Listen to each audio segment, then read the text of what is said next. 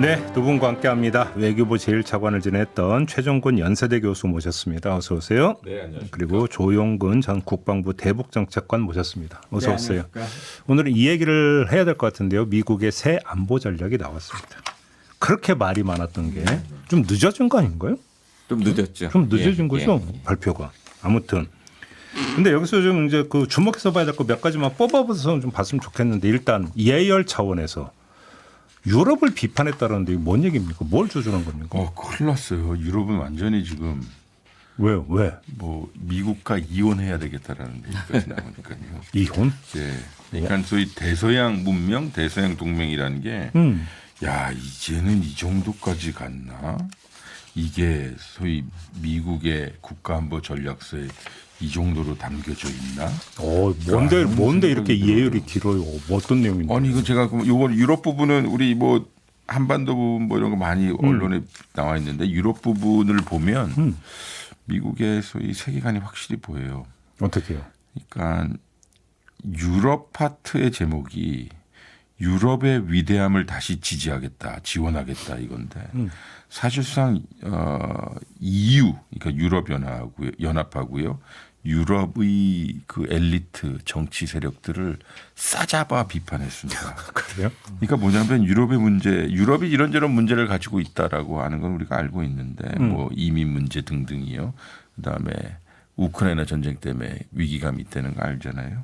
근데 미국의 관점에서 현재 유럽을 단순히 저성장의 문제가 아니라 문명적 소멸의 위기로 묘사했습니다. 문명적 소멸이라는 표현을 썼어요? 예, 그러니까 유럽은 정확하게 얘기하면요, 유럽은 문명적 소멸이라는 더욱 직접적이고 뚜렷한 전망에 직면해 있다고 25페이지에 나와 있더라고요.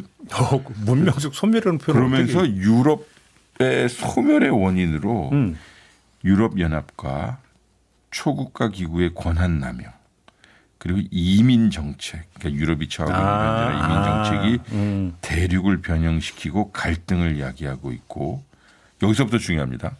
표현의 자유를 억압하고 있고 야당을 탄압하고 있고 출산율이 급락하고 있고 유럽의 정체성들이 상실되고 있다를 페이지 25페이지에서 26페이지에 걸쳐 3페이지에서 얘기하고 있고요. 아니, 그건 자기들 얘기 아닙니까? 그리고 우리는 유럽이 유럽으로 남기를 원한다고 설명하는데 무슨 유럽인지는 설명하지 않아요.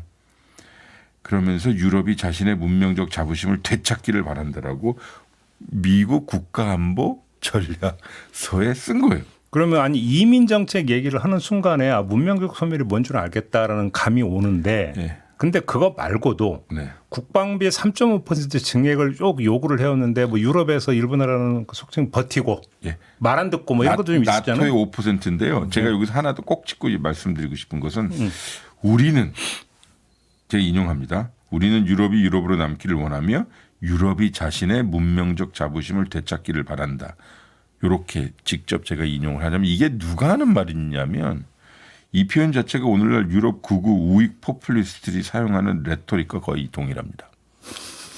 이번에 국가안보 전략이 좀 틀린 게 통상 국가안보 전략은 how to 어떻게 이제 미국이 국가안보 전략을 해나갈 것인가가 써있는데 이번에 국가안보 전략은 아메리카 퍼스트라는 트럼프 대통령의 메시지가 주로 담긴 것처럼 보입니다. 그러니까 2022년 바이든 정부의 NS에서는 유럽에서 동맹을 강화하겠다 이렇게 나와 있었고 네. 2017년 트럼프 정부에서도 유럽은 세계에서 가장 번영한 지역 중 하나고 미국의 가장 중요한 교역 파트너다 이렇게 썼었습니다. 근데 이번에는 그게 지금 그 차관님 말씀하신 대로 경제적 쇠퇴할 것이고 문명적 소실을 하고 있다.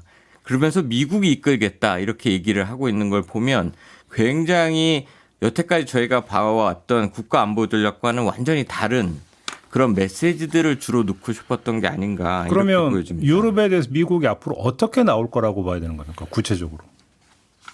유럽이 미국이 유럽에 대해서. 여기 나와 있어요. 나와 있어요? 네, 뭐라고 있냐면 제가 비록 웃으면서 지금 이야기하지만 너무 황당해서 그래요. 그거는 이제 어이없는 웃음. 어이없음이에요. 그러니까 제가 유럽이 자신의 문명적 자부심을 되찾기를 바란다라고 방금 말씀드렸고 이 표현 자체가 유럽 극우 우익 퍼플리스트들이 사용하는 레퍼토리와 거의 동일하다고 말씀드렸잖아요. 그리고 나서 뭐라고 나와 있냐면 애국적 유럽 정당들의 영향력이 커지고 있는 것은 분명 큰 낙관의 근거를 제공한다라고 써 있어요. 그래서 애국적 유럽 정당들이라고 하는 것은 극우 파퓰리스트 정당입니다. 따라서 유럽 극우 그리고 국민주의 정당을 사실상 긍정적 행위자 파트너 후보로 상정하는데 이세 유럽의 극우 정당이라고 하면 반이민 그렇죠. 뭐 정당들이거든요. 그래서 우리 조영근 장관께서도 방금 말씀하셨다시피 이상해요. 그러면서 왜냐하면 전통적으로 민주주의, 법治, 자유주의 공통 가치를 강조하던 전통적 대서양주의. 우리가 통상 대서양주의 하면은 민주주의적 연대, 동맹, 제도주의 이런 건데 여기 문서에서는 트럼프 행정부의 안보 전략 문서에서는 주권주의, 반이민, 반유럽연합 그리고 정체성 보호 이런 걸 얘기하면서 극우 세력과 연대하겠다라고 이렇게 나와요. 그래서 이게 정말 황당한 부분이어서 유럽도 지금 이거 좀 어마어마하게 임팩트가 혹시 있는 것 같아요. 나토에서 뭔가 변화가 있을 수 있을까요? 그러니까 트럼프 대통령이 항상 얘기했던 게 유럽이 안보에 무임승차하고 있다. 그래서 지금 방위 분담도 제대로 안 하고 있다. 뭐 이렇게 얘기를 하고 있고 독일에 대해서도 미국한테 안보를 의존하면서도 그 러시아산 에너지를 쓰고 있다. 뭐 이렇게 얘기를 하고 있는 걸 보면 결국은 방위비 분담금 계속 올려야 된다. 그 얘기죠. 예, 그 얘기를 세게 하고 싶어 하는 것 같습니다. 근데 이제 우리 요거 하나 꼭지는 꼭 말씀드리고 싶은데요. 이 문서는 한번 원문 혹은 번역문을 좀 봐야 될 것 같아요. 특히 트럼프 대통령이 그 소위 소개문을 썼고요. 그다음에 서론이 있는데요. 이 부분을 읽으면 이제 미국의 오늘날의 시각을 확실히 알 수 있어요. 첫 번째 이 문서가 타겟으로 하는 것은 소위 세계의 여러 정부예요. 우리 이제 옛날의 미국이 아니야라고 표현하는 건데 두 번째는 뭐냐면 소위 미국 내에 있는 국제주의자. 여기서는 엘리트라고 표현을 해요. 야, 그동안 미국의 외교안보 정통 엘리트주의자들이 말도 안 되는 미국의 외교안보 전략을 수립했어. 그리고 거기에 동조한 우리 동맹들이 미국의 힘을 뺐어. 그러니까 더 이상 옛날의 미국이 아니야. 즉 지구본을 지고 지구를 들고 버티고 있는 아틀라스가 아니야. 이제 너희들 이제 정산할 시간이야. 이거거든요. 결국은 이 미국의 전통주의적 자유주의자들을 소위 깐 거고요. 그리고 자유제도주의자들을 깐 거고요. 또 동시에 뭐라고 그랬냐면 국제기구와 자유무역 체제가 미국의 힘을 뺀 것이므로 이제 우리는 오로지 미국의 이익만을 위해 너희들에게 정산을 요구할 거야. 이제 동맹은 없다. 약간 그렇죠. 과장하면 그렇죠. 이제 전통적 동맹 이런 거 신경 안 쓴다 네. 이 얘기잖아요. 그렇죠. 그래서 이들이 이야기하는 것은 뭐냐면 우리를 서반구, 그러니까 영어로 웨스턴 헤머스피어, 그러니까 여기서 중요한 게 나와요. 먼로 독트린이라고 하는 것이 나오는데 먼로 독트린은 저기 아메리카 대륙에서 기득권을 유지하는 것인데 이거 다시 하겠다. 그리고 여기에 침입하는 외부 세력들에 대해서는 자기가 목도하지 않겠다. 그리고 나를 도와주는 동맹들에게는 내 특별히 취급해 줄게. 잠깐만 이거예요. 그 얘기하면 이 얘기를 먼저 해보죠. 헤그세스비 국방장관이 한국 뭐 폴란드 이런 데를 두고 모범적인 동맹이다. 이들에게는 특혜를 주는데 다른 데는 속칭 얄짤없다. 그렇죠. 이런 취지의 발언을 했단 말이에요. 그럼 이거는 연결되는 얘기 같은데요. 지금? 그러니까 결론적으로 미국이 지금 끌고 가고 있는 그러한 전략의 결론적으로 방위비인데 방위비를 제대로 잘 납부하는 이러한 국가들에선 특혜를 주는데 그거의 핵심 얘기는 제대로 따라오지 않는 국가에 대해서는 반드시 불이익을 주겠다. 근데 뭔 특혜를 준대요, 그래서? 그게 이제 팩트시트라고 생각합니다. 그게 팩트시트다? 네. 그래서 핵심은 결국은 말씀하신 대로 저도 하고 싶은 얘기가 모범동맹이라고 했으면 이제는 좀 우리가 원하는 임기 내 전자권 전환이라든가 네. 핵 연료주기 완성을 위한 원자력 협정 개정이라든가 아니면 핵 추진 잠수함의 국내 건조라든가 이제 이러한 부분에 대해서 미국의 지지가 좀 필요하지 않을까. 그러니까 미국이 모범 동맹이라고 할 정도로 우리는 상당히 우리의 저 여러 가지 부분을 미국에 저희가 도와줬다면 이제 우리 부분도 많이 필요하다라고 하는 것이고 그렇죠. 모범 동맹의 핵심은 아닌 동맹들을 사실은 더 얘기하기 위해서 자꾸 모범 동맹을 얘기하고 있다고 보여집니다. 그렇죠. 알겠습니다. 아시아로 넘어와서 제1 돌연선이 전략의 중심이다 이렇게 기술되어 있습니다. 이제 돌연선이라는 게 섬도자에다가 연결한다는 연자잖아요. 그러니까 섬을 연결하는 대중국 그러니까 저기 봉사 라인이라고 해야 되는 겁니까? 그걸 의미하는 거죠. 그렇습니다. 그럼 이렇게 돼버리면 북한은 빠지는 거 아닌가요? 어떻게 되는 겁니까? 돌연선의 기본적인 개념은 냉전 시대 때 중국의 소위 이 중국의 관점에서 보면 동해 쪽, 그러니까 동쪽 지역으로 확장하는 것을 방지하기 위해 미국이 임의로 그려놓은 선입니다. 그렇죠. 1차 도련선, 2차 도련선이 있는데 1차 도련선은 남중국해, 필리핀, 대만, 오키나와 열도까지의 선이고요. 근데 요번에 그 안보전략서에서는 1차 도련선의 이 현상을 유지하는 것이 중요하다라고 선언을 한 것이죠. 다만 아시아 파트는 정말 영어 독해하듯이 잘 읽어야 돼요. 예, 복잡해요? 이건 특정 언론이 인용한 걸 그대로 답습해서 뭐 전문가들이 이야기하면 안 돼요. 왜냐하면 여기서 중국을 어떻게 프레임했느냐가 중요해요. 중국에 대해서 매우 위협적인 존재로 묘사하지 않았어요. 아 그랬다고요? 네. 그러니까 그간에 4년 전에 나온 안보전략연구소, 안보전략서 그다음에 그 뒤에 문서들을 보면 중국을 부상하는 도전, 직면하는 위협, 가장 도전적 위협 뭐 이런 식으로 표현했는데 이번에는 잠재적 파트너, 그다음에 억지해야 할 대상. 이 규정이 변해요. 그리고 중국에 대해서는요. 경제적인 분야에 대한 기술의 폭이 훨씬 많아요. 그래서 그러니까 아시아 지역에서는 경제적 미래를 승리로 이끌고 예. 군사적 충돌을 예방하는 쪽에서 이 4년간의 정책을 피겠다는 거예요. 우리 지난주에 했던 얘기 연장선이에요? 야, 우리가 늘 앞서가죠. 우리가 늘 앞서가는데.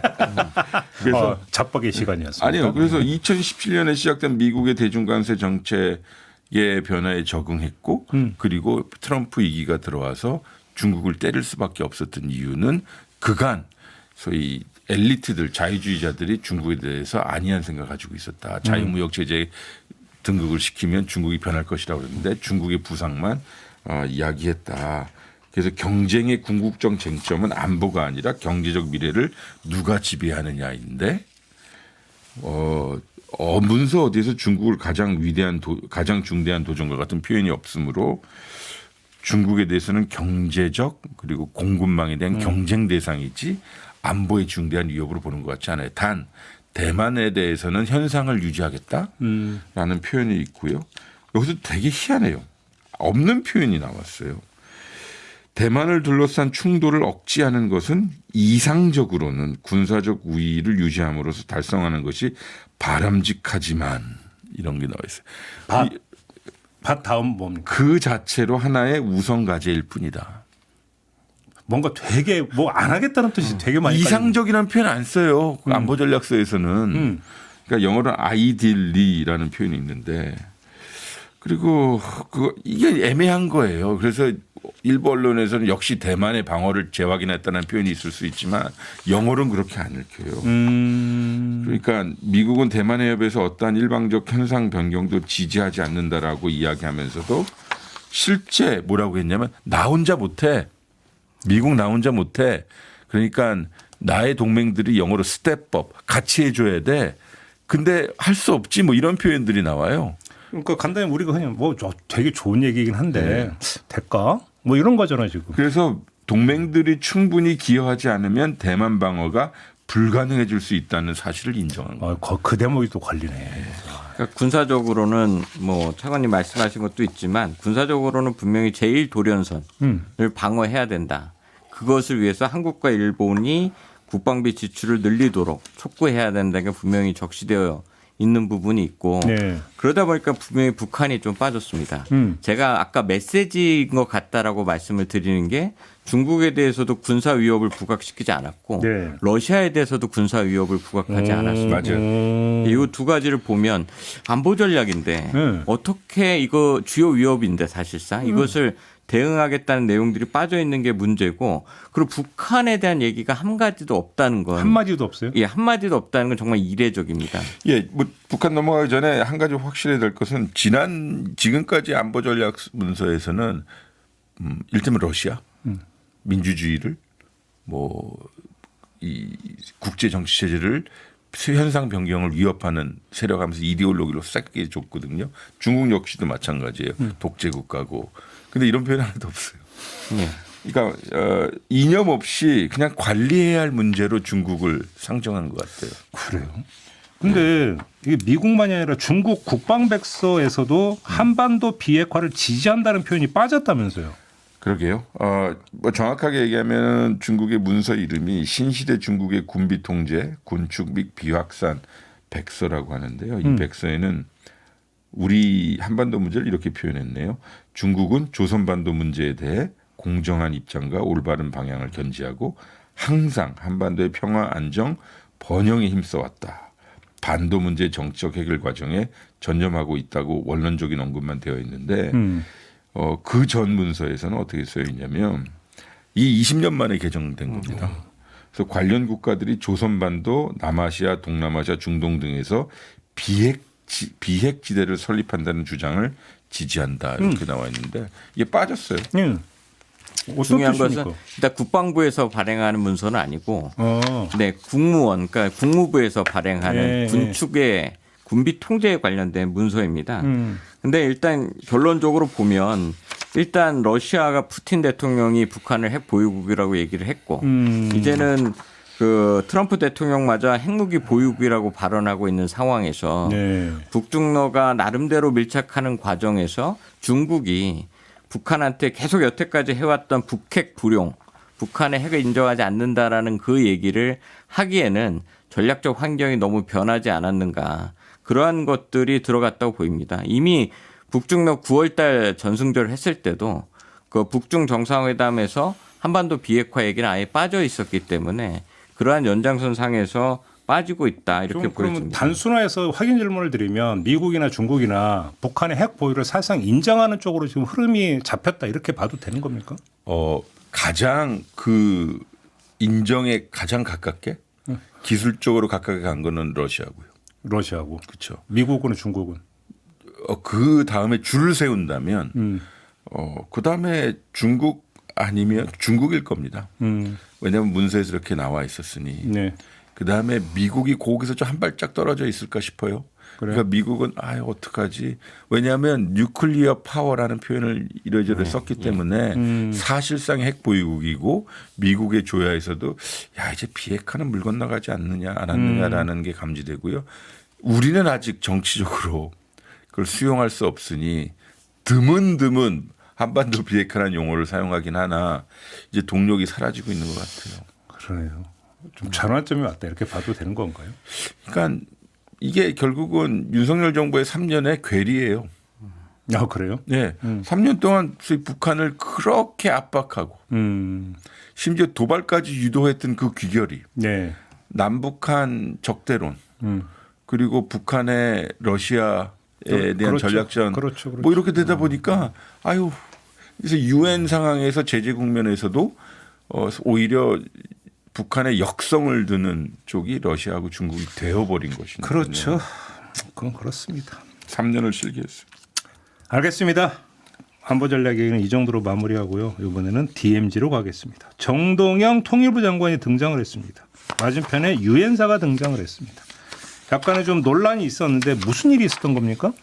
일단 그 김현종 국가안보실 1차장이 예. 지금 DMZ 안에 백마고지에서 유해 발굴을 하고 있습니다. 거기 현장을 가겠다는 것에 대해서 유엔사가 불허했다는 것을 정동영 통일부 장관이 공개한 것입니다. 왜 불을 해요, 근데? 그러니까 유엔사 그게 왜 불허했는지 나오지 않았는데 네. 뭐 여러 가지 절차상의 이유로 통제했다는 것이 이제 일반적인 이유고 근데 정동영 통일부 장관은 이 영토 주권을 마땅히 행사할 수 있는 곳이 비무장지대인데 우리의 영토인데 네. 그것을 유엔사가 군사적 출입도 아닌 것을 통제하는 것은 묵과할 수 없는 문제다라고 좀 강하게 비판하면서 이 내용이 지금 나오고 있습니다. 어떻게 보세요? 일단은 그 정전 협정에 의해서 유엔사가 이것을 통제하고 있다고 얘기를 하고 있는데 비무장지대의 통제권은 유엔사에 있는 거죠 지금. 그렇습니다. 정전 협정에 네. 민간인과 군인이 들어갈 때에 대한 통제는 유엔군 사령관 승인을 받게 되어 있습니다. 예. 근데 더 문제는 정전협정 서문에 정전협정은 오로지 군사적 성질에 관한 것만 통제할 수 있다고 되어 있습니다. 유해 발굴은 군사적 성질이 아니지 않느냐? 그러니까 이제 그리고 이제 제가 더 중요한 것은 영토 주권 문제인데 네. 유엔사의 관할권은 적용된다고 하는데 우리 정부의 고위 인사가 필요해서 들어간다고 했을 때 그것도 군사적이 아니라고 했을 때 우리의 주권이 거기에 못 미치느냐 이런 본질적인 문제가 사실 부닥치고 있는 겁니다. 근데 먼저 확인해야 될 게 아니 다른 사람들과 안보실 1차장에 간다는데 노 했다라는 것도 좀 이례적인 겁니까? 어떤 겁니까? 더한 것도 있었어요. 아, 그랬습니까? 예, 통일부 예. 장관이 문재인 정부 기간 중에 네. 유엔 저기 어디죠? 대성리 마을을 대성동. 대성동 마을을 방문한다고 했는데 그것도 불허했어요? 출입 권한을 가지고 있는 유엔사 측에서 불허했어요. 왜? 그때는 예. 취재진이 따라간다고.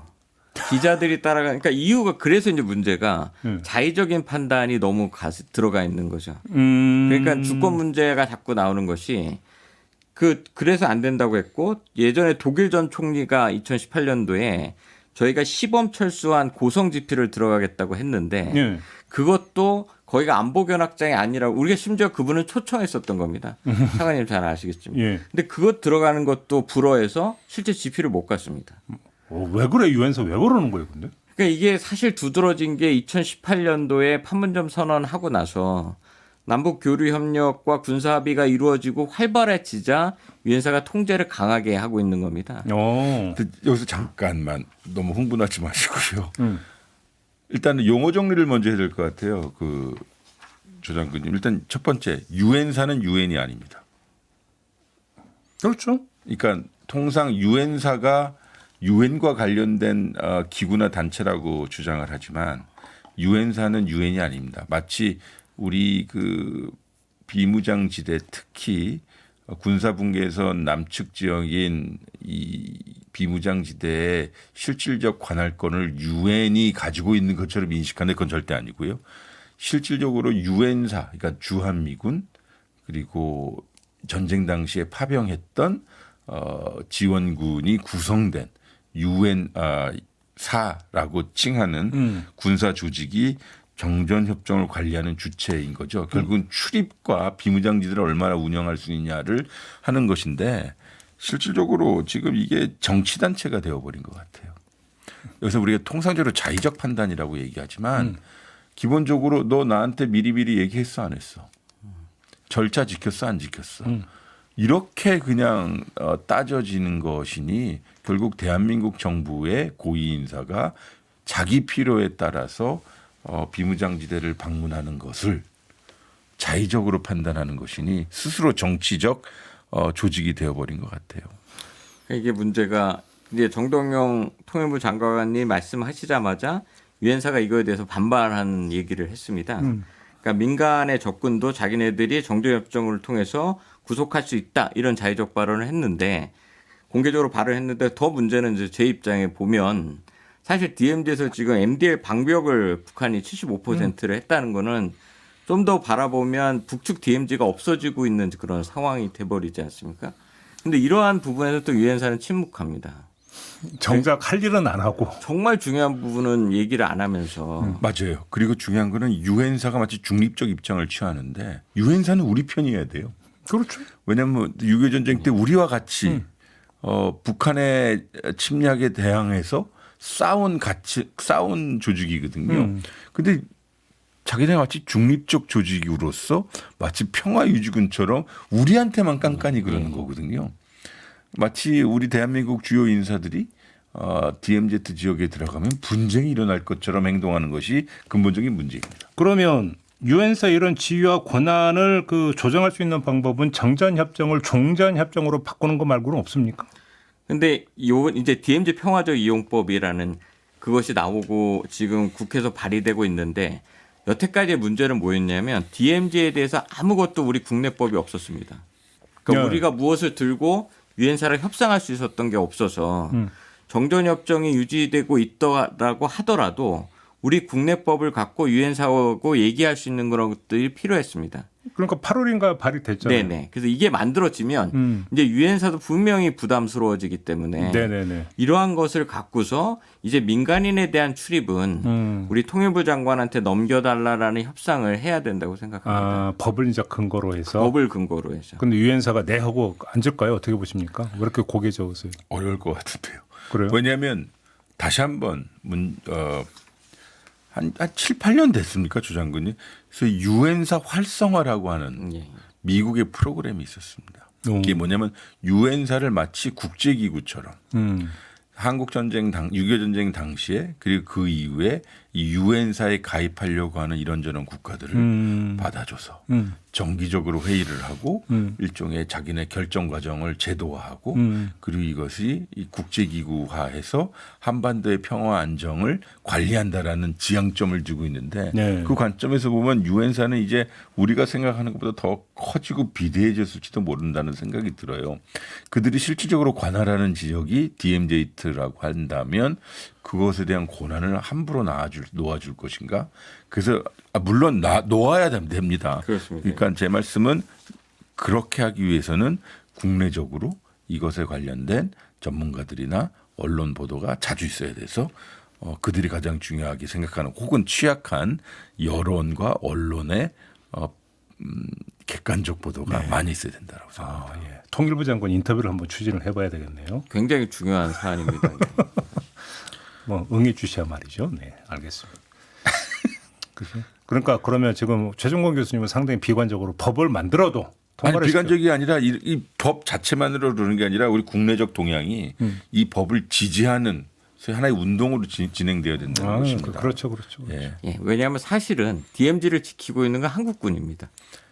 예, 그것을 들어가고 그러니까 얘기를 해보면 유엔사는 아무것도 안 하면서 생색만 내고 있는 거예요. 들어가고 말게 하는 건 한국군에 이것이 주권으로 만약에 들어간다면 이것을 한국군이 열어주면 들어갈 수 있지 않습니까? 그런데 그렇게 하면 사실상 마찰과 불필요한 분쟁이 일어나기 때문에 그렇죠. 제 생각에는 우리가 분명히 레버리지가 있습니다. 할 수 있는 레버리지가. 근데 근거를 이제 국내법을 적용해서 유엔사를 설득해야 된다고 생각합니다. 야, 안보실 차장이 들어간다고 해도 노하고 뭐 독일 총리? 그렇습니다. 야, 장관?